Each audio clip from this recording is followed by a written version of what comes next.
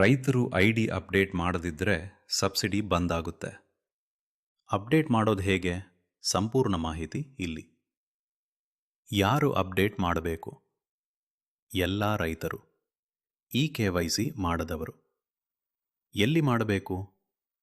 ಕೃಷಿ ಸಂಪರ್ಕ ಕೇಂದ್ರ, ಗ್ರಾಮ ಪಂಚಾಯಿತಿ. ಯಾವ ಅಗತ್ಯ ದಾಖಲೆಗಳು ಬೇಕಾಗುತ್ತೆ? ಆಧಾರ್ ಕಾರ್ಡ್, ಸಕ್ರಿಯ ಮೊಬೈಲ್ ಸಂಖ್ಯೆ, ಬ್ಯಾಂಕ್ ವಿವರ.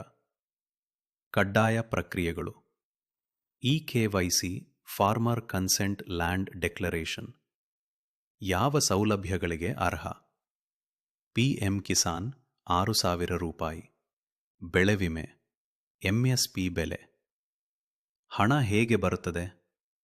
DBT ಮೂಲಕ ನೇರವಾಗಿ ಬ್ಯಾಂಕ್ ಖಾತೆಗೆ. ಇಂದೇ ಅಪ್ಡೇಟ್ ಮಾಡಿ, ನಿಮ್ಮ ಸಬ್ಸಿಡಿ ಸುರಕ್ಷಿತಗೊಳಿಸಿ. ನಮ್ಮ ರೈತ ಬಾಂಧವರಲ್ಲಿ ವಿನಂತಿ. ನಿಮಗಾಗಿ ಗಂಟೆಗಟ್ಟಲೆ ಶ್ರಮ ವಹಿಸಿ ಈ ವಿಡಿಯೋ ಮಾಡುತ್ತೇನೆ. ಕೊನೆಯ ಪಕ್ಷ ಈ ವಿಡಿಯೋ ನೋಡುವವರು ಒಂದು ಲೈಕ್ ಕೊಟ್ಟು ಸಬ್ಸ್ಕ್ರೈಬ್ ಮಾಡಿ.